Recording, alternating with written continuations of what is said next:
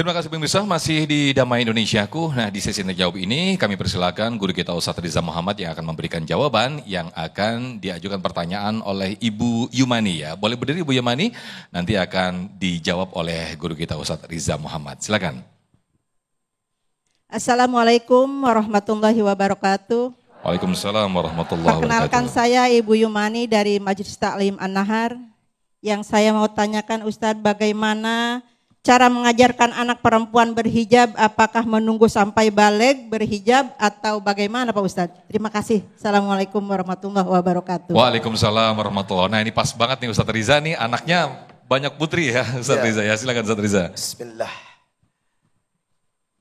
Innama bu'istu li'utamimma solihal akhlak. Maka agama ini berorientasi kepada akhlak. Dan akhlak inilah yang pertama kali harus kita ajarkan kepada anak-anak kita. Hijab bagian daripada akhlak seorang perempuan. Bagaimana mengajarkan hal itu? Anak ini disebut the imitation dalam bahasa Inggrisnya. Peniru. Betul? Anda tidak akan berhasil kalau cuma menyuruh. Karena dia akan melihat, mengobservation, menatap, melihat tingkah laku ibunya yang dekat dirinya. Karena dia seperti kertas putih yang akan ditulis dan dilukis oleh orang tuanya. Maka pertama yang harus dilakukan adalah dari diri emaknya terlebih dahulu untuk membiasakan berhijab. Karena kita tahu setiap perempuan hijabnya macam-macam. Ada yang bongkar pasang, ya enggak? Keluar pasang, di halaman depan bongkar. Gitu ya. Ada yang begitu, berarti itu kurang mantap, butuh keistiqomahan ya kan. Ada yang hijabnya mungkin masih awal-awal seperti jilbab model syakaratul maut ya kan. Dan lain sebagainya. Bolehlah dalam bermetamorfosis atau berhijrah pelan-pelan.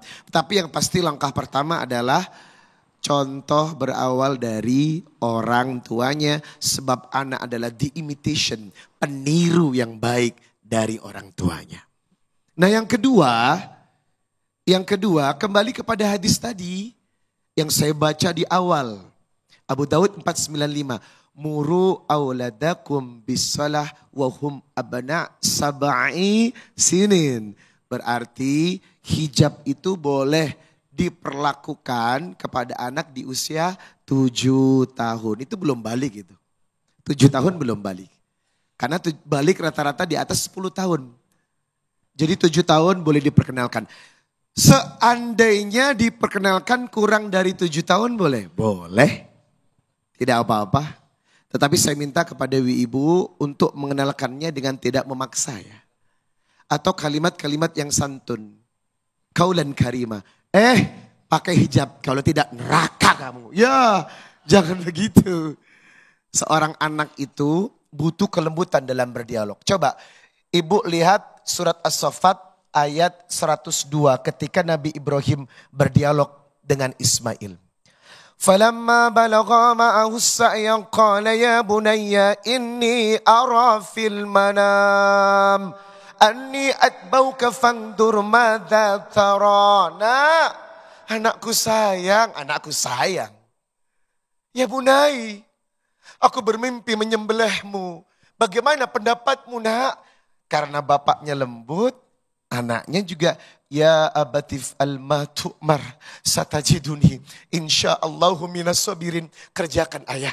Kalau memang perintah Allah menggorok leherku, aku rela menjadi anak yang mati dalam keadaan sabar. Masya Allah. Karena apa? Intonasi penekanan perintah kepada anak itu bukan perintah yang kasar, tapi kalimat yang baik. Ya bunai, anakku sayang. Mendidik perempuan itu butuh kelembutan. Karena wanita tercipta dari tulang rusuk yang bengkok. Tabiatnya memang bengkok. Jadi mesti diluruskan. Dengan cara apa? Kelembutan, kasih sayang, dan kalimat-kalimat yang baik. Itu yang kedua. Jadi perintah menyuruh anak berhijab pertama dari contoh dulu ya. Ibunda dulu yang mempraktekkan. Dia akan melihat observation. Dia akan meneliti. Oh, tanpa Anda suruh, karena pemandangan itu sudah tiap hari, dia akan coba pakai hijab mamanya. Itu biasanya begitu. Nah yang kedua, yang saya katakan tadi, kaulan karima, lembutlah dalam memberikan perintah kepada Anda. Jangan kasar-kasar, jangan menjatuhkan anak, apalagi kalimat-kalimat ancaman. Kamu kalau enggak pakai hijab, neraka. Enggak gitu juga kan intonasinya kan. Anak jadi takut. Islam tidak begitu. Karena Islam didasarkan pada kalimat-kalimat yang santun dan kalimat-kalimat yang baik dalam bermuamalah dengan siapapun. Termasuk hubungan anak kepada orang tua juga kepada anak. Nah yang ketiga, hidayah itu mesti dijemput.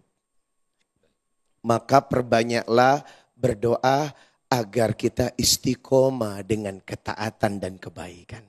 Jangan lupa sholat tahajudnya, mendoakan anak dengan doa dari ibu-ibunya. Karena Nabi berkata, thalathun da'awatil mustajabat, 3 doa orang yang tidak tertolak. Da'watul madlum, doa orang yang terdolimi.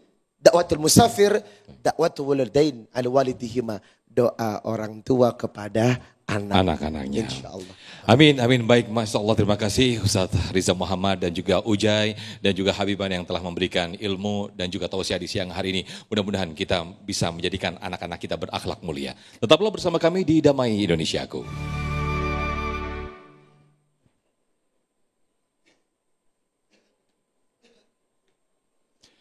Baik, Alhamdulillah Rabbil Alamin, Masya Allah pemirsa, tidak terasa kita sudah di penghujung acara Damai Indonesiaku dan sesaat lagi kita akan berdoa bersama-sama yang insya Allah akan dipimpin oleh Habibana.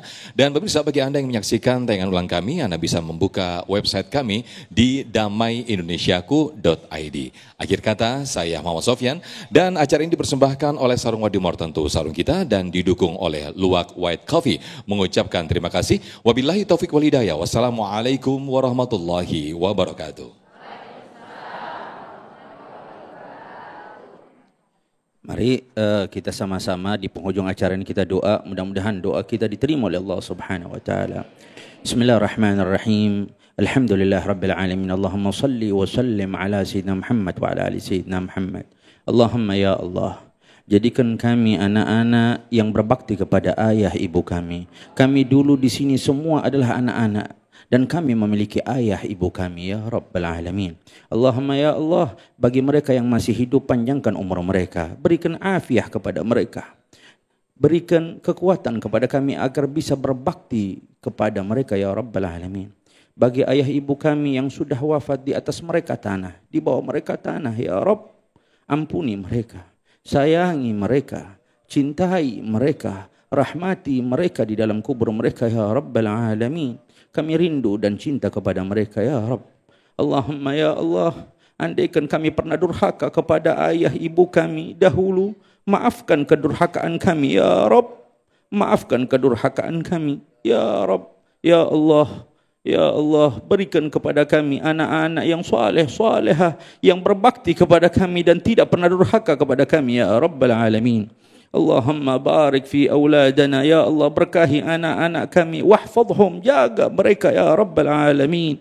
Ya Allah, jaga mereka ya Hayyu ya Qayyum, wala tadurrahum, dan jangan celakakan mereka ya Rabbal Alamin. Warzuqna birrahum, dan berikan rezeki kepada kami tentang bakti mereka kepada kami ya Rabbal Alamin. Allahumma ya Allah, kabulkan doa-doa kami ya Rabbal Alamin. Rabbana atina fid dunya hasanah wa fil akhirati hasanah wa qina adzaban nar. Wa sallallahu ala sayyidina Muhammad wa alihi wa sahbihi wasallam. Walhamdulillahi rabbil alamin.